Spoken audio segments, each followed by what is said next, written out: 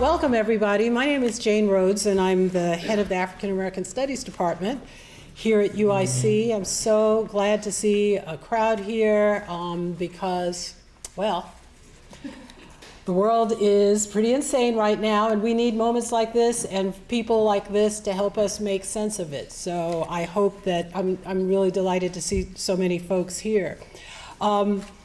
We are about to have a treat. And I just want to tell you a few logistical things, and then I'll go on to introduce the wonderful speakers tonight. This is co-sponsored by, organized by the African American Studies Department, the Gender and Women's Studies Department, and the Jane Addams Hull-House Museum. So the three groups came together to sponsor this, and we're also amply supported by the Social Justice Initiative and the Department of History. And you'll understand in a moment why all of those are so important.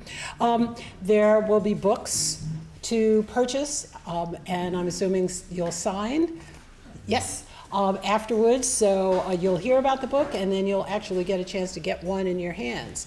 The students in my African American Studies 100 class, you have an assignment in that book, so you might want to grab one.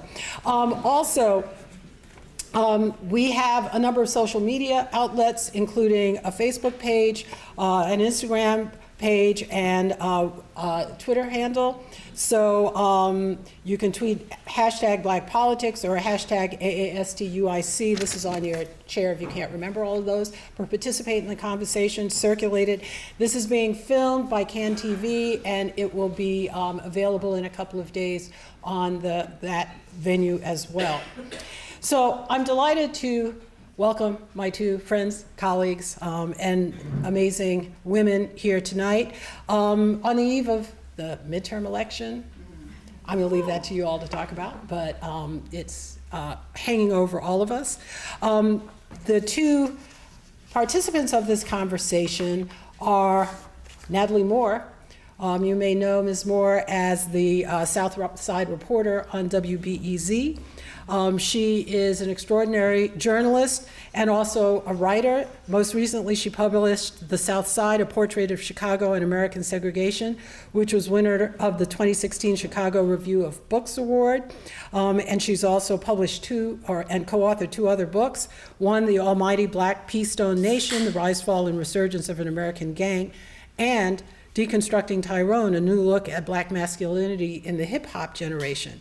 And if you tune into WBEZ, you'll hear Natalie Moore providing us with news, particularly from the standpoint of the South Side of Chicago. We've just been talking about the local Black politics in Chicago, and I'm sure that she will help us get a sense of what that environment is. She's a longstanding journalist. She worked for the Detroit News, St. Paul Pioneer Press, and the Associated Press. And so join me in welcoming Natalie Moore.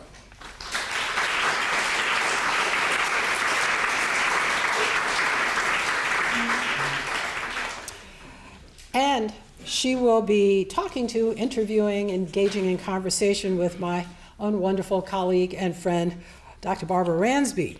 Barbara, all of you know, but just in case there are a few of you don't, she is a distinguished professor of African American Studies, Gender and Women's Studies, and History here at UIC. And she also she's the founder and the director of the Social Justice Initiative. And I encourage you to look up SJI and check out all the amazing workshops and programs and films and so forth that they host. She is author of several award-winning books, Ella Baker and the Black Freedom Movement, A Radical Democratic Vision, which just today I learned has been named one of the most influential books published in the last 20 years by the Chronicle of Higher Education. Uh-oh, that made Barbara cough. Was it because it's the Chronicle of Higher Education? Her more recent book, her second book, I should say, is Islanda, the Life and Large and Unconventional Life of Miss Paul Robeson, which is an extraordinary biography of Islanda Robeson. She's a co-convener of the Black Radical Congress since 1998 and involved in so many organizations that I can't begin to highlight them now, but I do want to highlight that she is the current president of the National Women's Studies Association, which is an extraordinary honor and an important leadership position. And she was recently named as the recipient of the Angela Davis Award for Public Scholarship from the American Studies Association. We'll all be in Atlanta next week or this week actually, to see her receive that award, and it's a huge distinction. The award goes to someone who uses scholarship for the public good. So I can't think of a better description than Barbara Ransby's work. Congratulations, Barbara. Tonight, we are going to hear Barbara and Natalie talk about Dr. Ransby's newest book, Making All Black Lives Matter, Reimagining Freedom in the 21st Century. So that's enough of me. You want to hear from them? Please come up, Barbara and Natalie.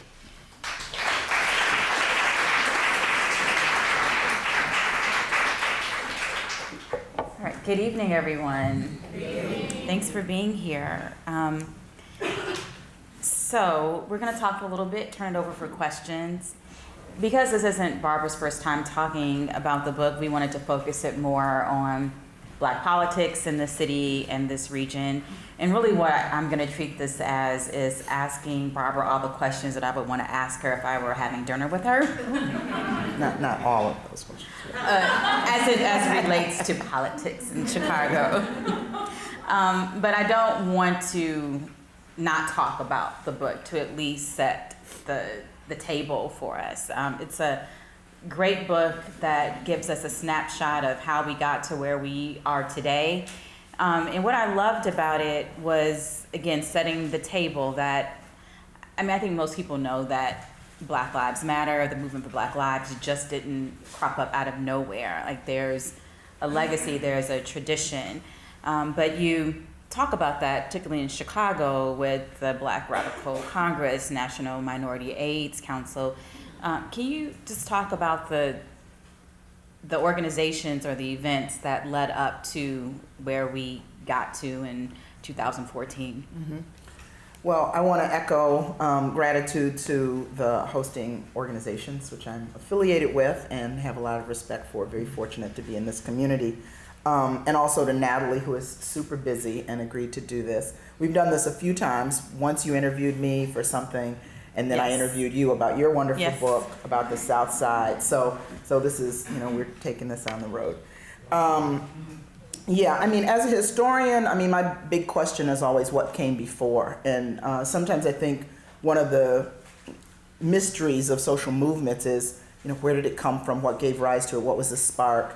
So with looking at the Black Lives Matter movement, the movement for Black Lives, which we really can date to 2012 and the murder of Trayvon Martin, and then, really catalyzed in 2014 with the murder of Mike Brown in Ferguson. What set the stage for these seemingly spontaneous protests? And there's been, over a decade of organizing around police violence, around prison abolition, and particularly Black feminist organizing that have centered the issues of gender and sexuality in the context of a larger Black freedom movement. And that's really significant. As part of what I argue in the book is that Black feminists, particularly Black queer feminist organizers, young people, have really been instrumental and been central to the leadership and been kind of the ideological bedrock of this movement. But they were, mentored politically by people like Beth Ritchie and Angela Davis and Ruthie Gilmore, people who were critiquing state violence, people who were understanding the increasing violence of police in Black urban communities as related to a larger economic crisis, but also saw a kind of toxic masculinity in the way police were carrying out these kinds of violent practices against Black communities. So Critical Resistance is one group nationally. Insight Women of Color Against Violence is another one. You mentioned Black Radical Congress, and just to bring it to Chicago, there's a long history, as we all know, about resistance to police violence in the city of Chicago. The famous, John Burge case, where young Black men were, rounded up and tortured and forced to make confessions about crimes they didn't commit. Some of them ended up on death row. It's a huge awful scandal, but not a scandal in the sense of here's an exception. It had been a routine practice, different in degrees in different places in Chicago. So the John Burge campaign, the Chicago Torture Memorial Project, which came out of that, which some people in the room, Alice Kim and others, have been involved in. When I first moved to, this is too long an answer, isn't it? No. Okay. Just an academic or a preacher, you ask some questions like 2 hours later. No, and the other thing I always remind people of is, in addition to this iteration of folks who've worked on these issues, who I think were very instrumental in politicizing young activists, people like Stan Willis, who was a lawyer with the National Conference of Black Lawyers, who was suing Chicago police for violence way before there was a large campaign to support it. You know, he had this determination and passion and grit, and he was involved in that very politicized legal work. But you know, the list goes on with these kinds of campaigns. Mariam Kaba, who is no longer in Chicago, was really important in helping to launch something called We Charge Genocide, which sent a delegation of young activists from Chicago to the United Nations, to Geneva, Switzerland, to the United Nations Committee Against Torture, to put Chicago police violence on the international map. So all of that was part of the kind of groundwork to protest here after Ferguson, but also some of the national context. Was Chicago a model for using that queer feminist lens for other cities, or was this happening in other cities at the same time? Mm-hmm. Well, that term, the Black queer feminist lens, really comes from the work of Kathy Cohen, political scientist and activist, did a lot of work in Black queer communities, and particularly around the AIDS crisis. And she was the person that helped to launch Black Youth Project 100, which then embraced that as their mantra. They say we organize through, any BYP 100 people in the room? All right, so if I misrepresent, you'll let me know. I can't even see who's back there. Oh, there's this. My daughter's back there. Hi, Asha. There's a light in my eye, that's the reason. Yeah, they organized through a Black queer feminist lens, I think really representing kind of a radical inclusivity, representing Black feminist politics that look to bring marginal forces in our community to the center, people who many more mainstream politicians would disregard or not prioritize, and really insisting on the visibility of queer activists, which of course in previous iterations of the Black freedom movement, that was not the case. So yeah, so I think Chicago has been a center, but fortunately not the only center. Tomorrow is election day. Oh my goodness. There's so much to unpack nationally, locally, but let me just start by asking you, what are you watching for tomorrow? I'm gonna be listening to you tomorrow. I'm not gonna be on tomorrow. You're not? Where are you gonna be? At home. Oh, okay. We have a whole political team now at BEZ, Okay. so we don't all have to work election night Okay. anymore. Well, I have like 3 journalists that I, trust, and you're one of them. So I'll find the other 2.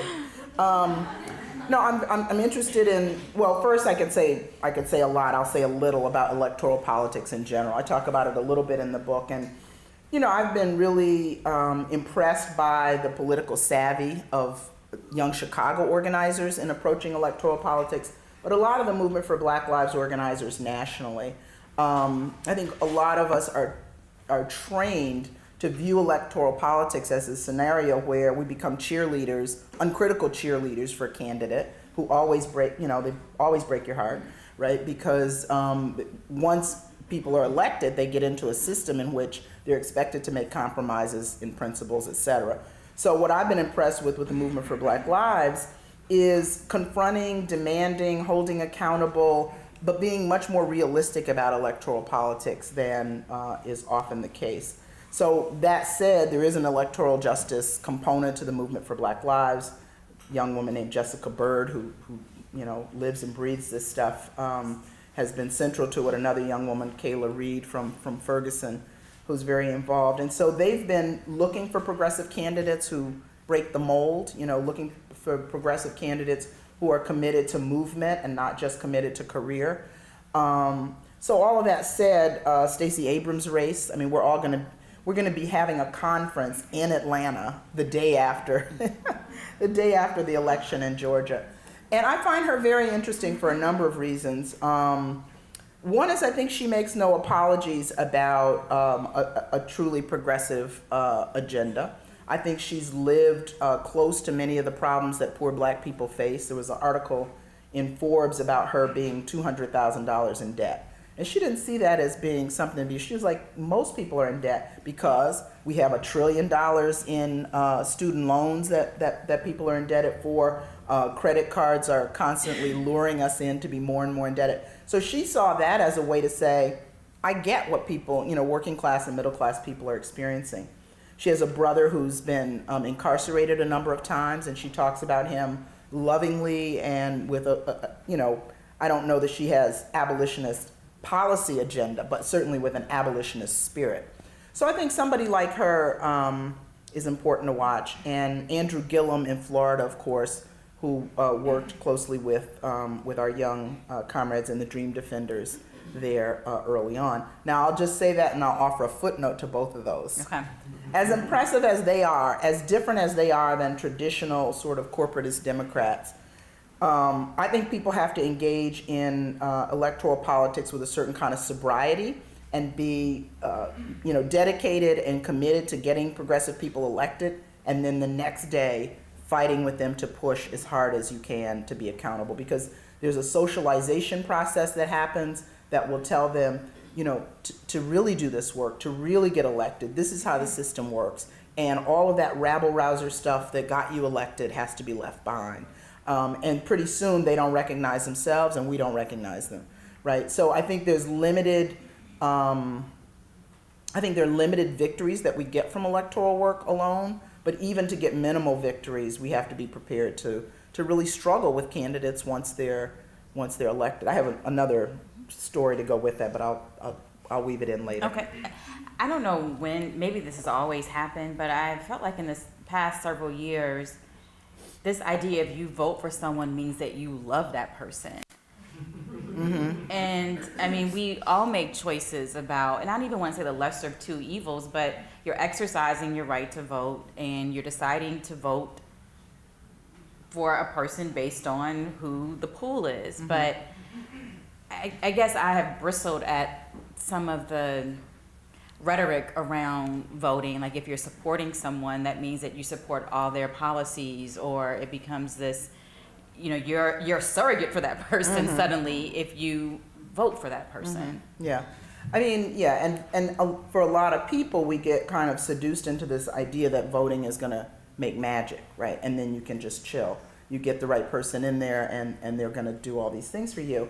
And that's not true for a number of reasons. The biggest reason is I do think, I can't even believe I'm saying this, Trump is such the antithesis of everything I believe to my core. But when he says the system's rigged, that resonates for people because in some ways it is. I mean, the kinds of compromises that elected officials have to make and the way in which particularly the Democratic Party has moved away from more progressive policies and constituents over the years, makes people very cynical about the political process. So understanding the limits of the electoral process, I think, saves us from that disappointment, that feeling that it's going to deliver all this magic. And I say, Bill likes this example, but it might not be the best one. That sometimes I think of voting like brushing your teeth, which is that you do it because it's necessary, it's important. If you don't do it, bad things will happen. But it doesn't define you, right? And if that's all you do, I like that. Yeah. But and I know people believe people fought and died for people to have the right to vote. That's true and not true. I mean, people fought and died for freedom, and they thought that exercising the vote was going to give them a margin of protection in the violent Jim Crow South. They thought voting was going to protect them against, corporate greed. They thought voting was going to protect them, give them some insulation from a number of things. But it wasn't. It was a means to an end, not the end, right? So, so I think, we sometimes do vote for the lesser of two evils because we want less evil in the world. That's legit. But if that's all we do, we're going to have very, very limited returns.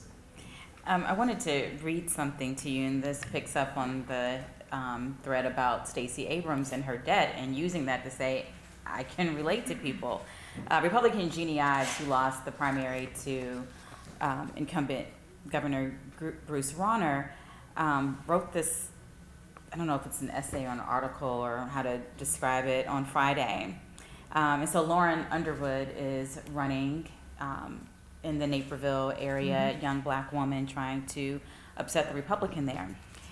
So this is what Jeannie Ives wrote. Congressional candidate Lauren Underwood lives in a $750,000 Naperville home with a 3-car garage 1 block from an exclusive private golf course. Upperly mobile suburban voters typically admire the trappings of success when they are one's own. Underwood, however, still sleeps in her childhood bedroom down the hall from her mother and father in the home where she grew up. There was once a time when a 32-year-old might be embarrassed, perhaps even mortified, to rely on their parents to pay their credit card bills.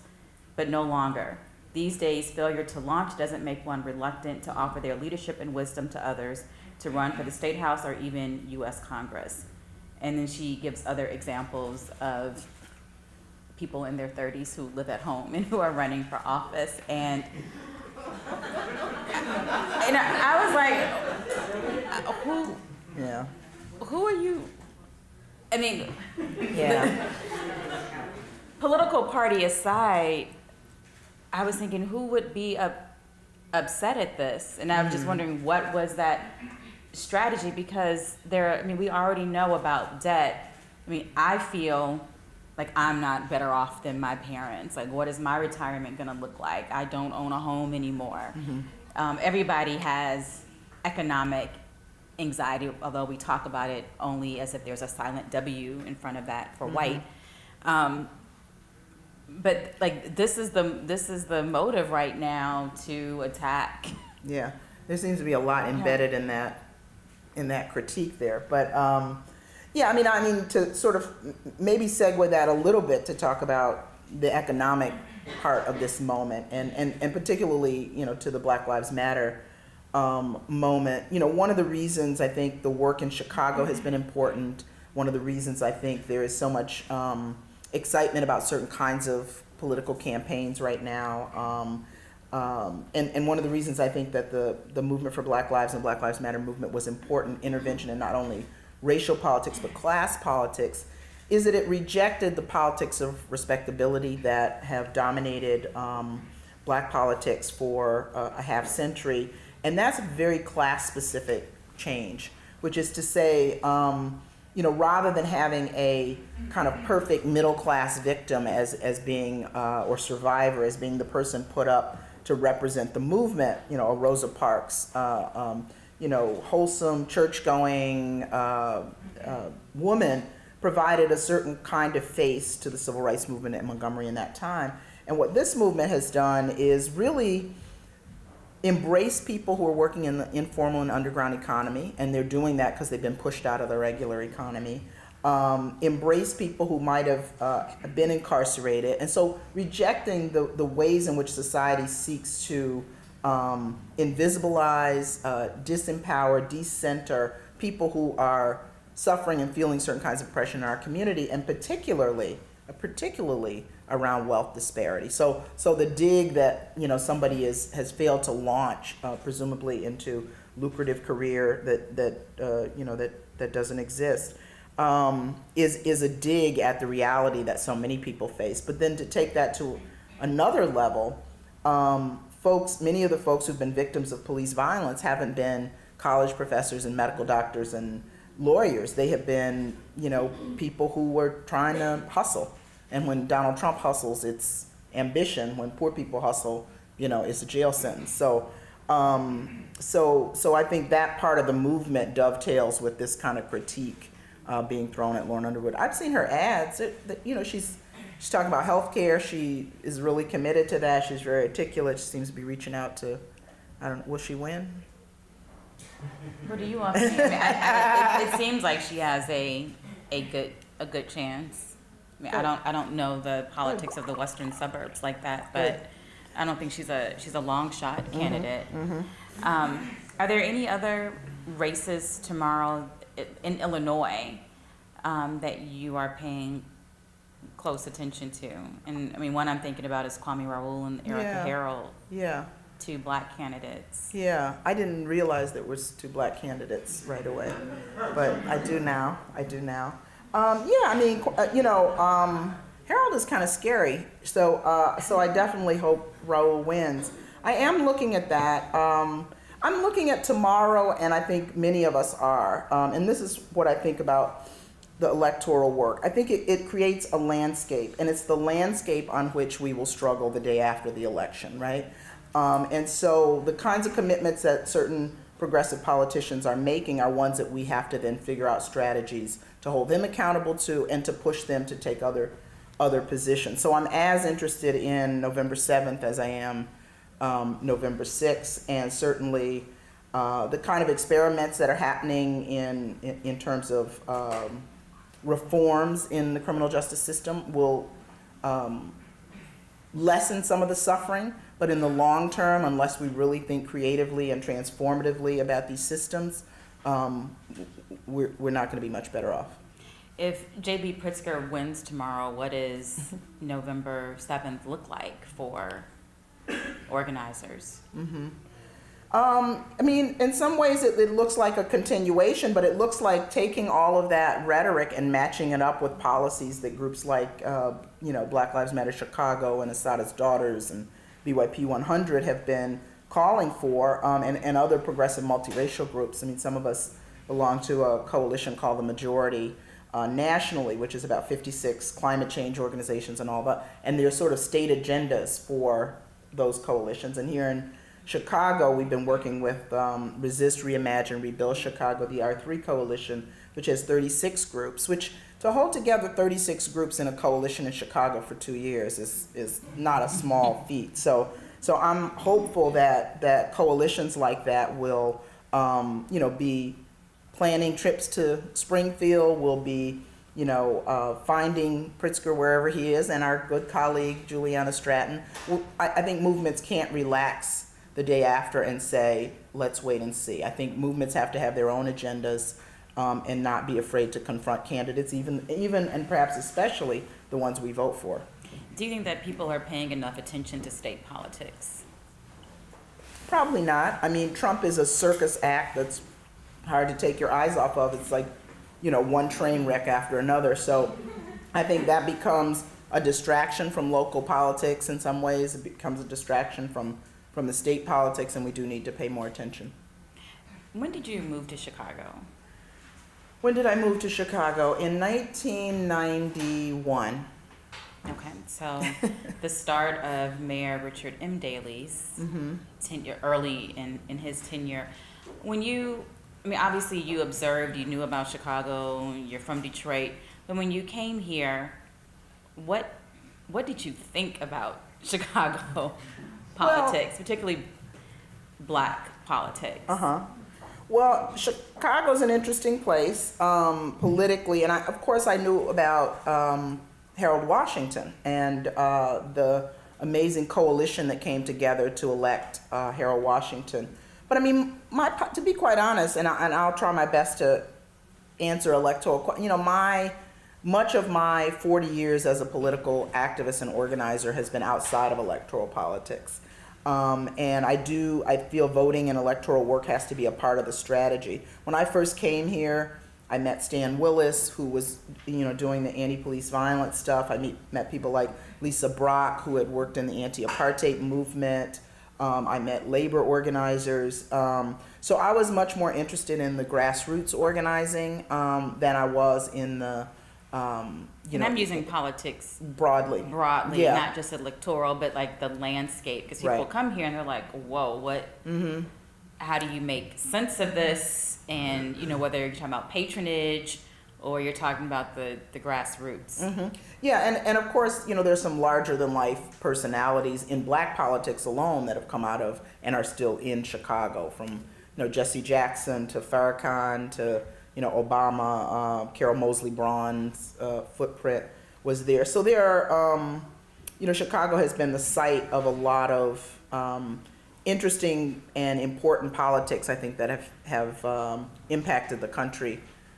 You mentioned Black Radical Congress. The Black Radical Congress was another important part of my own political development in 1998, which was an attempt to kind of create a black left pole in politics. And it was, for me as a feminist, coming a few years after the Million Man March, which we were very critical of as embracing both patriarchy and capitalism, both of which have caused great suffering for my people, for our people. So the Black Radical Congress was this convening in Chicago, and people felt it was significant in Chicago with all of its history from Fred Hampton on, to have that convening here. And I think many people over the last 20 years or so, have referenced the BRC's founding in Chicago as being a kind of catalyst for a lot of grassroots work, Black radical organizing around the country. I sometimes wonder if Black Chicagoans are chasing the ghost of Harold Washington. Yes. Short answer. Yeah. Yeah. And the last time I said that, a couple people who I am quite fond of got annoyed with me, who worked, and I know people camped out at City Hall, people were crying, and, when Harold was elected, when he died, Harold has a special place. I did not know him, so I'm just calling him Harold. Everybody called him Harold. It's fine. I think he'd approve. Yeah, but I do feel like it would have been interesting to see where Harold would have ended up if he had been in politics for 20 years. It also is that the glow of heroes or icons that die prematurely. So I think that's a little bit a part of it. People felt it was a special moment and it was going to grow into this amazing thing. And I think there were, contradictions that were going to emerge, and he was not going to deliver any Chicago utopia. So anyway, but I do think he is referenced and by people in my age group, all the time. And I do think, just the young people in Black Lives Matter movement have had to say, this is the 21st century. We're not the new SNCC. We're not the new Black Panther Party. We're not the new whoever. We're operating in a political landscape that is different. And that's, as a historian, I totally appreciate that. You don't step in the same river twice because the water's moving, right? So I think people in Chicago have to come to terms with what does this political moment mean? At the post-Obama moment, there are a whole number of things I think we're confronted with all these years, decades after Harold. So yeah. And short, long answer. The ghost also, I think, is creating a rainbow coalition around that again. Who is the consensus Black candidate? How can we get different communities on board? I remember after Rahm Emanuel announced he wasn't running, Jesse Jackson Sr. did a press conference at Rainbow Push, and it was mostly, it was a little diverse, but it was definitely mostly older people. And it was like, we're going to use these months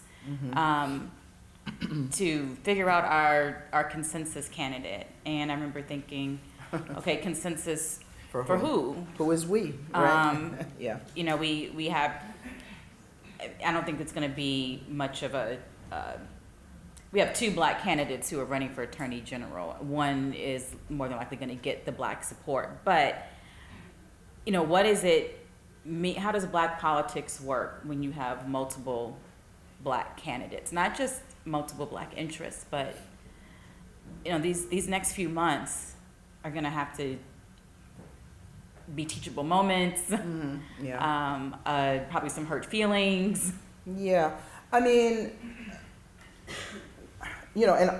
Kind of to bring it back to the movement issues and some of the stuff in, that I deal in my book, Charlene Carruthers deals with in her book, and so forth, is, I think Black Lives Matter emerged under the first African American president.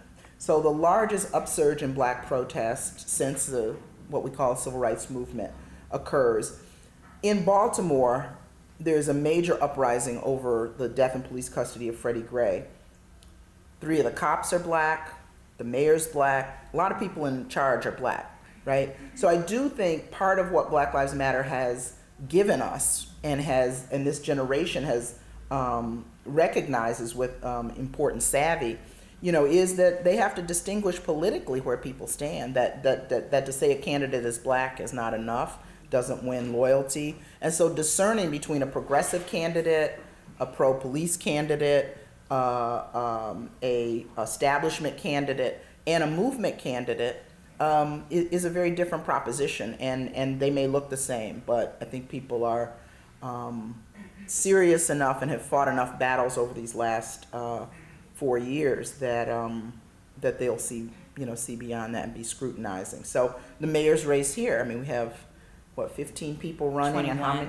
21. I think it's about 21. Now, all of them won't make the ballot. Right, they're trying to get the signatures. So the deadline for signatures is at the end of November. Right. So by December, we'll know. Right, right. But that's just an interesting, I mean, a very eclectic group of people. I thought it was 15, not 21. So that just shows. And I've been keeping up.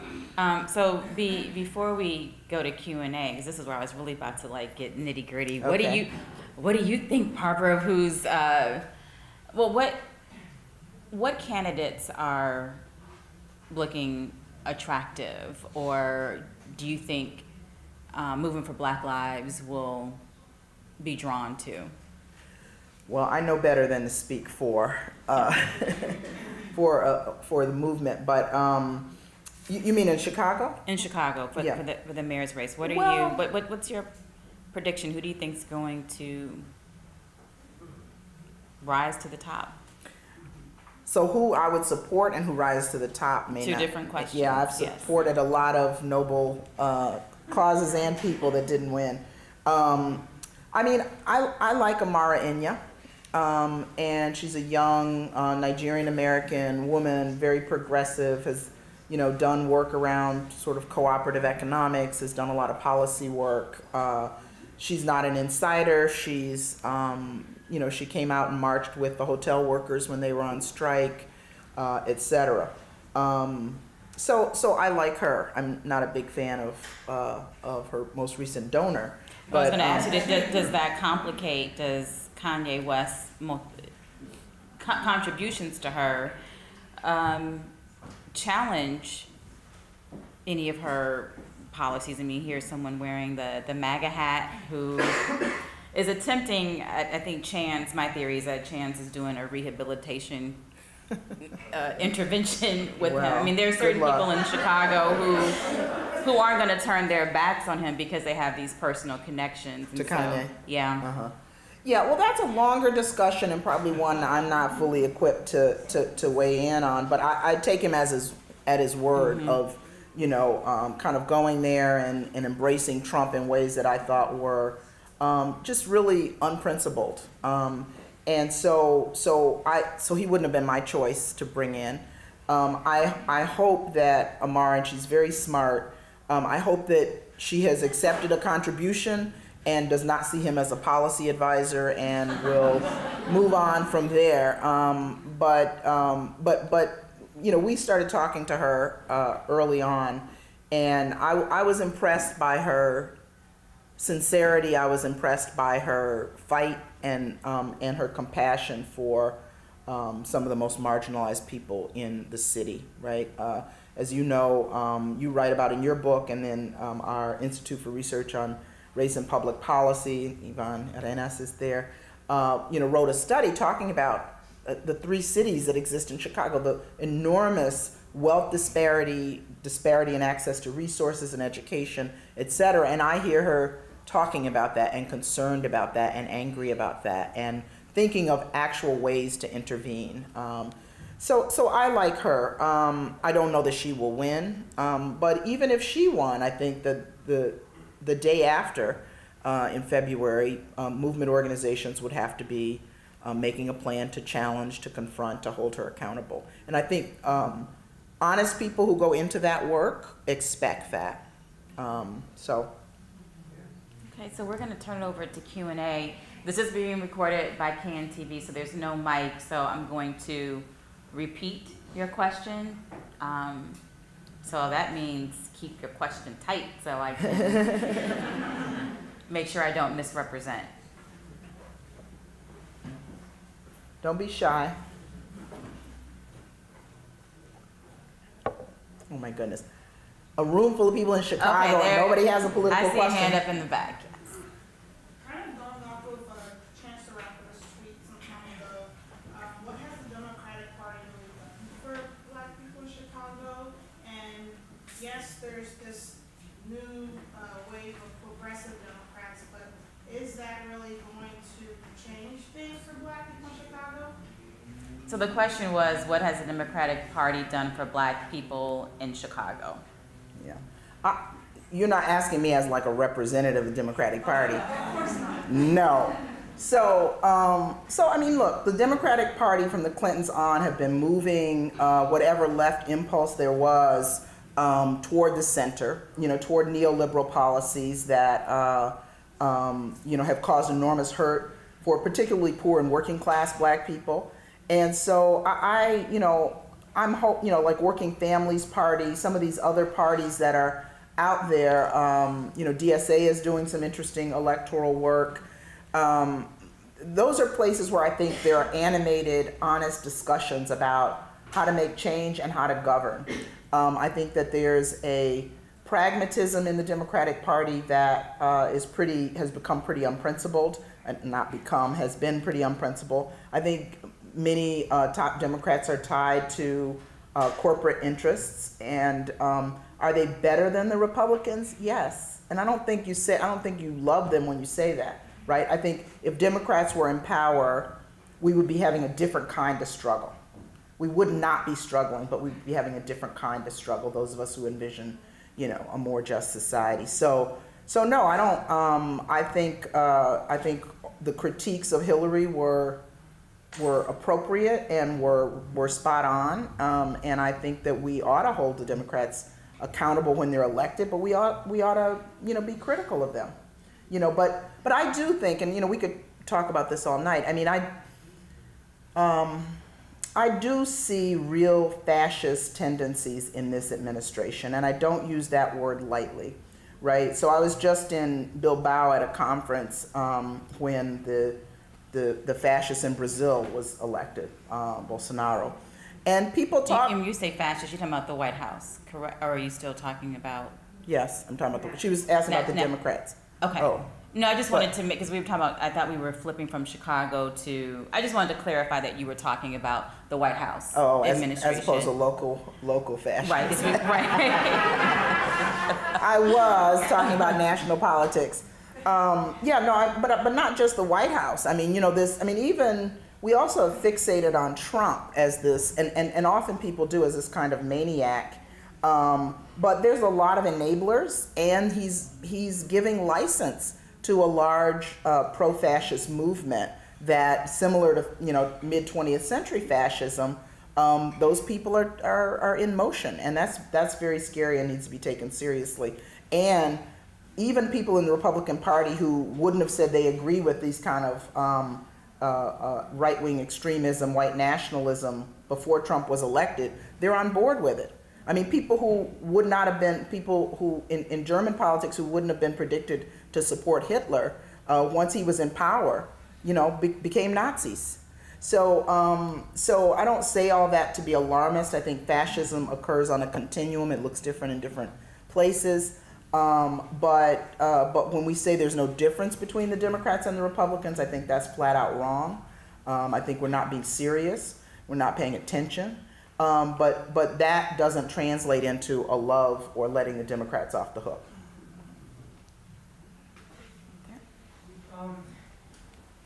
In terms of the I can't see you.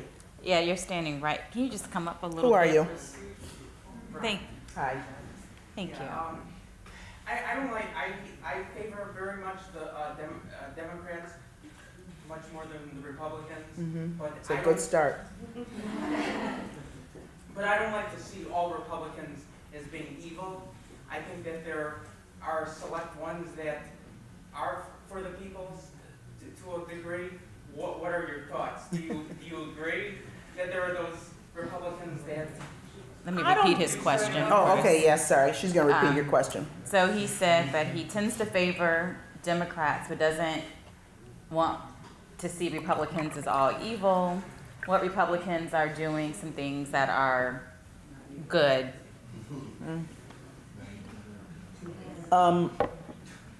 So I don't use the language of evil. I think that good people do bad things, and people who you might say don't do a lot of good things sometimes do good things. So it surprise you, right?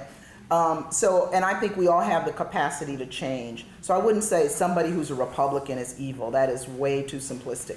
What I would say is that the Republican Party right now, the platform and the policies that they're defending, right, the tolerance of vitriolic racism, anti-Semitism, misogyny in their leader, right, is pretty hard to defend on principle. So I would say those ideas are dangerous ideas that are hurting many people in the world, and I, with every, thing in me, will fight against those ideas. Some people who identify as Republicans will change their minds. Some are distancing themselves from the Republican Party. So people are complex, right? The other thing I often think of this quote from Barbara Fields, who's a historian, was one of my teachers many years ago. She said, ideas are promiscuous critters. So, there are some of us who stay up at night trying to figure out this or that, or, we're at, meetings on a Friday night, trying to develop a campaign or something. Most people are trying to survive, and they have ideas that are very contradictory. Tom Frank wrote a book a number of years ago called What's the Matter with Kansas? And there have been similar books like that talking about why do people sometimes vote against their material interests? Like, why would poor white people want to vote for Trump? Right? He's this rich guy, is born with a silver spoon in his mouth, arrogant, entitled, imperial, and all of this. Like, he's not your working class, blue collar guy who struggled like everybody else, right, in those neighborhoods. And so I think, we have to we have to pick that apart. I think one of the reasons is racism. I think that there is a kind of white nationalism that has trafficked well in certain political circles in this country, is a part of a larger system of white supremacy in this country, that white workers were sold the idea from the time of slavery on that, you might not have much, but at least you're not black, right? And I think that has carried over, and that's why you see people voting for people like Trump. Now, if pushed, can people get beyond the racism that has, kind of seduced them into this thinking? And I think, yeah. I mean, I wouldn't be an activist if I didn't think people could change. And I don't call people evil. But let me say unequivocally, the policies that the Republican Party is following right now is leading us in a very, very, very dangerous terrain that is causing much suffering and injustice, and anybody concerned with freedom and justice ought to fight against those policies. And the Democrats have policies we need to fight against too. Right, there are just Democrats that are, not all Democrats are good. I mean, Yeah. None of us are all good. Yeah, I definitely don't think Barbara was advocating that at all. Look, Yeah. not all leftists are good. We have a question right here in the front. I was gonna ask, do you foresee the Black Lives Matter movement getting a sole leader? The question was, does she foresee the Black Lives Matter movement getting a sole leader? Short answer, no. But if you'd like a longer answer, I can continue. Yeah. So yeah, one of the things one of the characteristics of the movement that I think, is a strength is in embracing kind of a black feminist politic. It has also rejected a certain style of leadership, that is the male, often clerical leader who's looking for a flock. It was very interesting to me when Al Sharpton went to Ferguson. Essentially got booed. That in young people, and it wasn't just about him being older. I was going to actually bring up that It wasn't anecdote. just- I'm glad it. Yeah, it wasn't just about being old though, because Angela Davis also went. And one of the quotes from And you've somebody never been booed. I've never been booed. Not by the young No, people. I don't think so. No. Maybe sometimes they smirk and they roll their eyes. They think, oh, she's crazy. But no, I have not been booed. Thank you. But I'm not as old as Al Sharpton. No. Maybe I am. Let's go on the record. Maybe I She is am. not. But Angela who doesn't look her age, but is older than Sharpton, and she was embraced. And this one young woman said to me, she said, well, she didn't come to mold us and scold us. So there's this way in which certain leaders, I think, have been very presumptuous, very insulting of grassroots organizers, certain elders very insulting to young people. But I think the movement has decidedly been decentralized and or group centered. And different organizations in the movement use different terms. They don't all say, decentralized. Some say we're group centered, but we have a central focus and so forth. But yeah, there has been a rejection of that model. And that the woman I spent a lot of time working on, Ella Baker, was a strong advocate of group centered leadership. She said leaders who teach people following as the only way of fighting have done a disservice to the movement. So I do think that's true. Now that said, there are some celebrities that have emerged out of the Black Lives Matter movement. And I think, that's a little bit troubling. I mean, sometimes I think it's media attention that is not sought, right? Because the media is always looking for somebody who's the sparkling, articulate person that they want to call all the time. But I think we should try to resist that too. And I see some of that happening.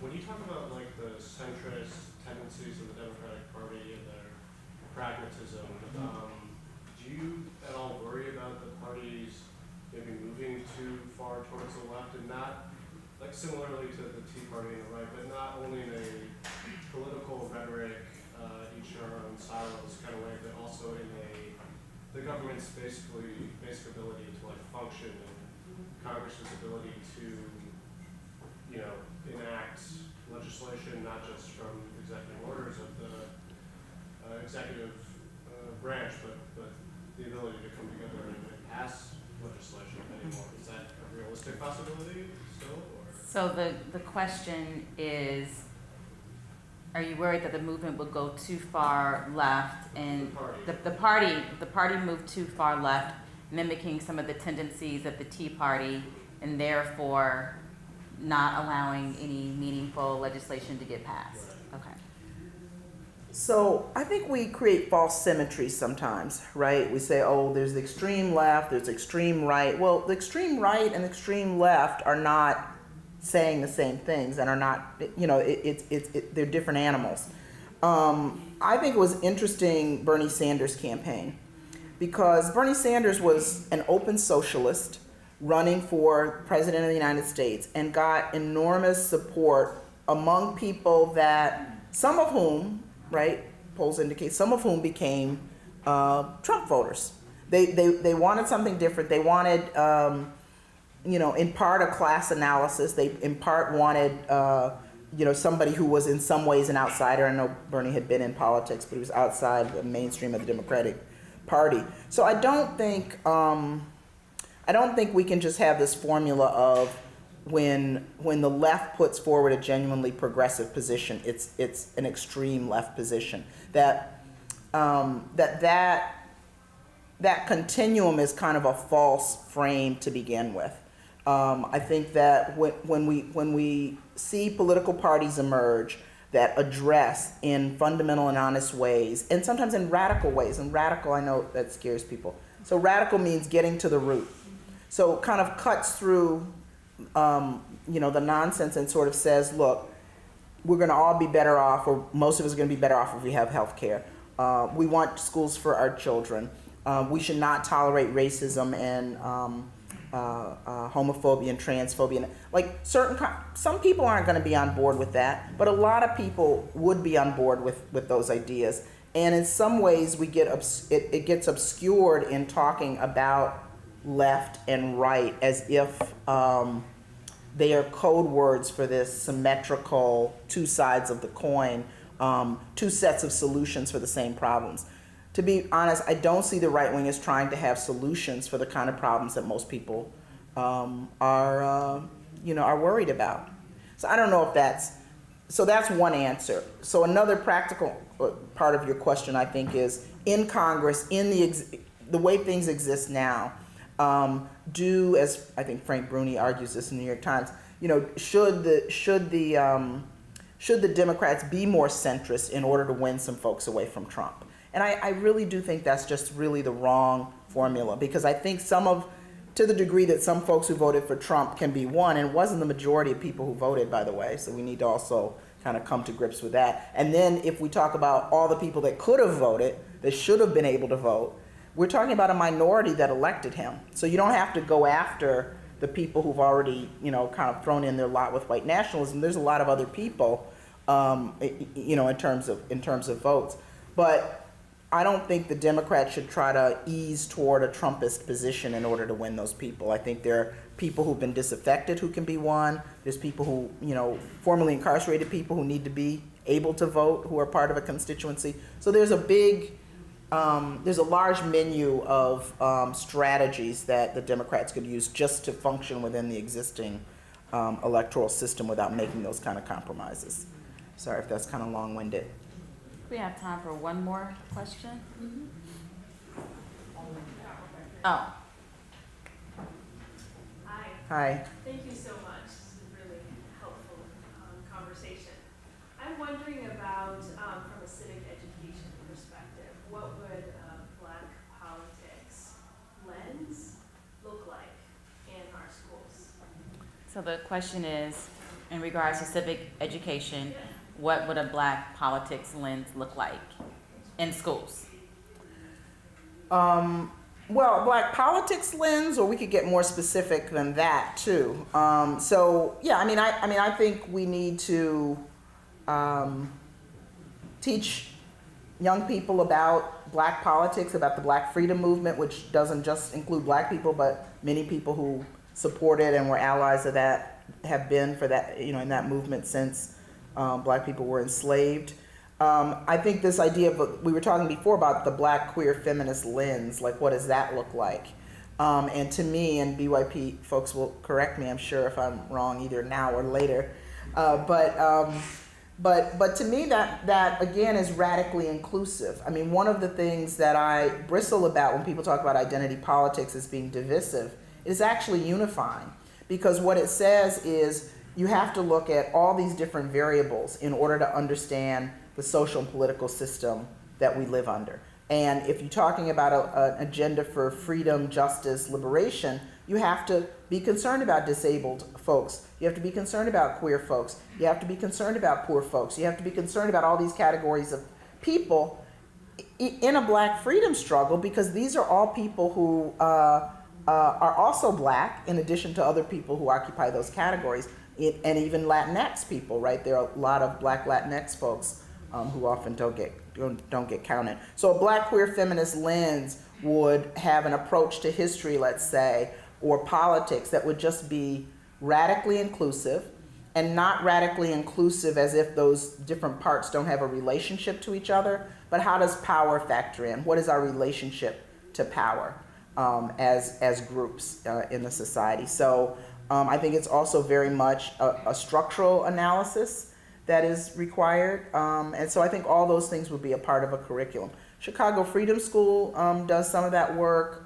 Chicago Torture Memorial Project that's trying to teach about police violence in the schools does some of that work. And a lot of the movement organizers, have serious think tanks and teach-ins that they try to do learning and teaching outside the framework of the university.